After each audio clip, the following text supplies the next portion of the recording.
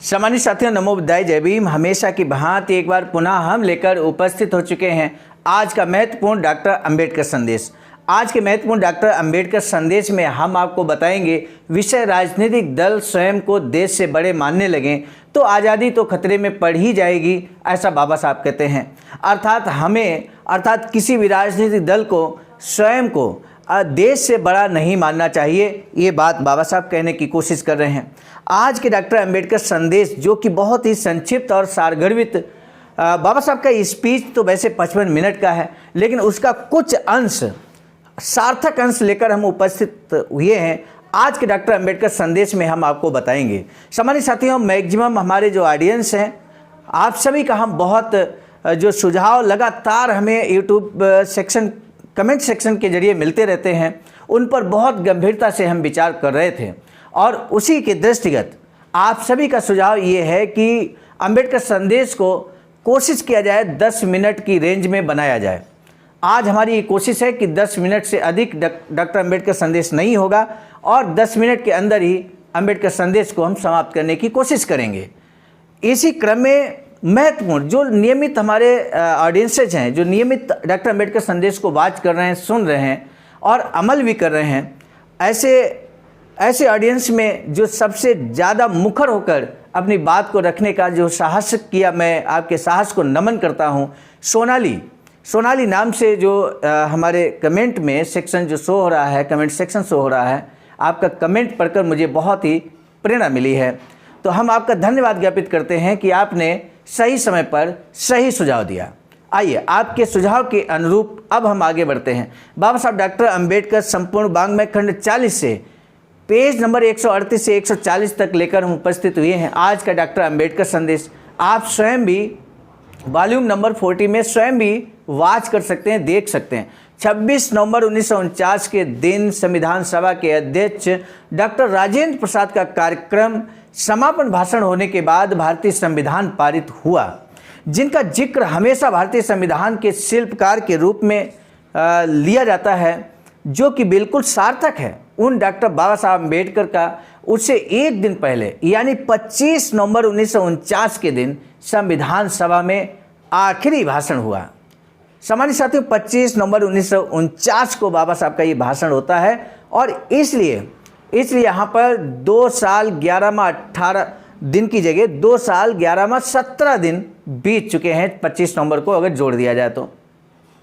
ध्यान आकर्षित करने वाला अद्वितीय व्यक्तित्व कौन था आखिर? बाबा साहब डॉक्टर भीमराव अंबेडकर का भाषण करीब 55 मिनटों तक चला है। संविधान समिति के भव्य हाल में उस वक्त सुई परख सन्नाटा था। आज के डॉक्टर अंबेडकर संदेश में हमने उप विषय तो आपको बताया ही नहीं, क्या भारतीय संविधान बनने में अत्यधिक समय लगा? ये जो प्रश्न है, ये दरअसल आरोप था मसौदा समिति पर। उस समय मसौदा समिति पर, ये प्रारूप समिति पर लगातार आरोप लग रहा था कि भारतीय संविधान के निर्माण में वो अत्यधिक समय ले रहे हैं। इसी बात का, इसी आरोप का बाबा साहब ने किस तरह से खंडन किया? यदि आप भी जानना चाहते हैं कि बाबा साहब ने क्या जवाब दिया होगा इस प्रश्न का, तो आज का डॉक्टर अंबेडकर संदेश अंत तक आपको जरूर वाच कर लेना चाहिए। सम्मानित साथियों, बाबा साहब कहते हैं हाँ, यहाँ पर एक ही व्यक्ति पर सबकी नजर टिकी हुई थी, वह थे बाबा साहब डॉक्टर भीमराव अंबेडकर। डॉक्टर साहब के भाषण की शुरुआत में और अंत में तालियों की जो गड़गड़ाहट हुई उसका वर्णन करना कठिन है। तालियों के रूप में उन पर आदर और सम्मान की बरसात हो रही थी। भाषण के बाद तो हर किसी ने उनसे हाथ मिलाकर उन्हें धन्यवाद दिया। डॉक्टर बाबा साहब अम्बेडकर ने अपने भाषण में क्या कुछ कहा, आइए अब हम आपके समक्ष रखते हैं। बाबा साहब कहते हैं, महोदय, संविधान सभा की पहली बैठक दिनांक 9 दिसंबर 1946 को हुई। इस बात को आज 2 साल 11 माह 17 दिन बीत चुके हैं। इस दरमियान संविधान सभा के कुल 11 सत्र हुए। इन 11 सत्रों में 6 सत्र संविधान की भूमिका का प्रस्ताव पारित करने और मौलिक अधिकार, केंद्रीय संविधान, केंद्र के अधिकार, प्रांतीय संविधान, अल्पसंख्यक समिति की रिपोर्ट तथा अनुसूचित क्षेत्र, अनुसूचित जनजातियों पर विचार विमर्श करने में बीत गए। सम्मानित साथियों, आज का डॉक्टर अंबेडकर संदेश अगर आप ध्यान से सुन रहे हैं तो सही मायने में आपके हाथ में पेन और कॉपी होना चाहिए। ताकि आप महत्वपूर्ण बातों को नोट कर सकें। आने वाले समय में जब कभी आपको समाज का मार्गदर्शन करने का अवसर मिले तो इस सटीक बात को आप अपने स्पीच के द्वारा जन जन तक पहुंचा सकें। साथ ही साथ इस डॉक्टर अम्बेडकर संदेश को आप जन जन तक पहुंचाने के लिए व्हाट्सएप के जरिए, फेसबुक, अन्य सोशल प्लेटफॉर्म पर आप इस वीडियो को शेयर जरूर करेंगे, ये हमें पूरा आप पर भरोसा है। 7, 8, 9, 10 और 11वें सत्र का उपयोग मसौदा संविधान पर विचार विनिमय के लिए किया गया। संविधान सभा ने 29 अगस्त 1947 के दिन मसौदा समिति को चुना। इस तारीख को आप ध्यान रखिए, 29 अगस्त 1947 के दिन मसौदा समिति को चुना गया। उसकी पहली बैठक 30 अगस्त को हुई। मसौदा समिति की पहली बैठक 30 अगस्त को हुई। यहाँ पर जिक्र नहीं है, लेकिन हम आपको बता दें, इसी 30 अगस्त को पहली ही बैठक में मसौदा समिति के अध्यक्ष के रूप में बाबा साहब डॉक्टर भीमराव अम्बेडकर को सर्वसम्मति से मनोनीत किया गया। 30 अगस्त से 141 दिनों तक कामकाज चला, लगातार कामकाज चला। इस दरमियान समिति संविधान का मसौदा तैयार करने के काम में व्यस्त रही। संविधान सलाहकारों ने कामकाज के लिए ढांचा मसौदा समिति को सौंपा। तब मसौदा संविधान में 243 अनुच्छेद और 13 परिशिष्ट थे। जिस समय पहली बार ढांचा मसौदा समिति को सौंपा संविधान सलाहकारों ने, मसौदा समिति द्वारा संविधान सभा को प्रस्तुत किए गए पहले मसौदा संविधान में कुल 315 अनुच्छेद और 8 परिशिष्ट शामिल थे। विचार विमर्श के आखिरी दौर में मसौदा संविधान में अनुच्छेदों की संख्या बढ़कर 386 हुई। अंतिम स्वरूप में मसौदा संविधान में 395 अनुच्छेद और 8 परिशिष्ट शामिल रहे। मसौदा समिति में करीब 7635 सुधार सुझाए गए। ये हम आपको बता दें, 26 फरवरी 1948 को आम जनमानस के लिए, जनता के लिए भारत सरकार के गजट में प्रकाशित किया गया। मसौदा संविधान जो मसौदा समिति के द्वारा संविधान प्रस्तुत किया गया, उसे जो 4 नवंबर 1947 को प्रस्तुत किया गया, उसे यहाँ पर आम जनमानस के लिए प्रसारित किया गया। लगभग 8 महीनों तक ये यूँ कहें कि आम जनमानस के लिए, उनके सुझाव लेने के लिए आम जनमानस के बीच में रहा। सामान्य साथियों, उसमें 7635 सुधार सुझाए गए। उनमें से 2473 सुधार प्रत्यक्ष विचारार्थ सदन में प्रस्तुत किए गए। आप यहाँ पर कह सकते हैं कि बाद बाकी सुझावों पर अमल क्यों नहीं किया गया?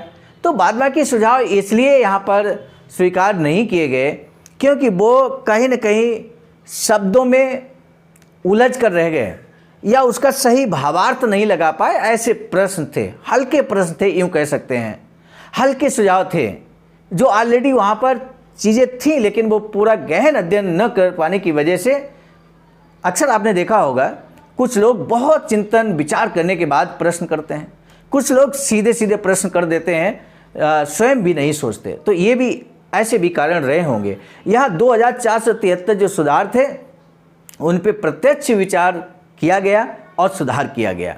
इन वास्तविक स्थितियों का मैं केवल इसलिए जिक्र कर रहा हूँ, बाबा साहब कहते हैं, क्योंकि किसी समय ऐसा कहा जाता था कि अपना काम पूरा करने के लिए समिति ने अत्यधिक समय लिया, वह बेहद धीमी गति से काम करती रही, जनता का धन बेहिसाब खर्च करती रही। रोम जब जल रहा था तब जैसे नीरो फिडल बजाता बैठा था, बिल्कुल उसी तरह के हालात समिति के भी होने की बातें कही जा रही थी। क्या इन आरोपों में सच्चाई है?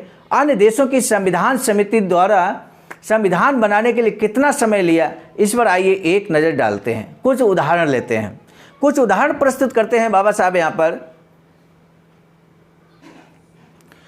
अमेरिका की समिति की पहली बैठक 25 मई 1787 को हुई थी। 4 महीनों में अर्थात 17 सितंबर 1787 को उन्होंने अपना काम पूरा किया।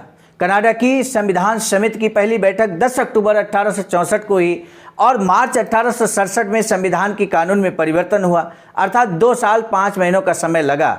ऑस्ट्रेलिया के संविधान निर्माण का काम मार्च 1891 में शुरू हुआ और 9 जुलाई 1900 में उनके संविधान को कानून का स्वरूप मिला। इसके लिए उन्हें 9 वर्ष का समय लगा। दक्षिण अफ्रीका के संविधान निर्माण के काम की शुरुआत अक्टूबर 1908 में हुई और 20 सितंबर 1909 में उनके संविधान को कानून का स्वरूप प्राप्त हुआ। 1 साल के परिश्रम से उन्होंने ये काम पूरा किया। ये बात सही है कि अमेरिका और दक्षिण अफ्रीका की संविधान समितियों द्वारा लिए गए समय से हमने अधिक समय लिया, लेकिन कनाडा की संविधान सभा से हमने अधिक समय नहीं लिया और ऑस्ट्रेलिया की संविधान सभा की तुलना में हमने बहुत कम समय लिया। कि किसने कितना समय लिया, इस बारे में सोचते समय 2 बातों पर ध्यान देना बेहद ज़रूरी है। पहली बात ये कि अमेरिका, कनाडा, दक्षिण अफ्रीका और ऑस्ट्रेलिया, इन देशों के संविधान हमारे देश के संविधान से बहुत छोटे हैं। जैसा कि मैंने बताया कि हमारे संविधान में 395 अनुच्छेद हैं, अमेरिकी संविधान में केवल 7 अनुच्छेद हैं। उनमें से 4 अनुच्छेदों को 21 उप विभागों में विभाजित किया गया है।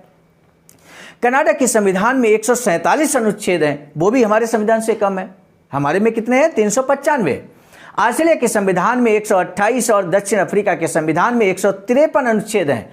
जितना जिक्र किया बाबा साहब ने, उन सभी के अनुच्छेद काफ़ी कम थे।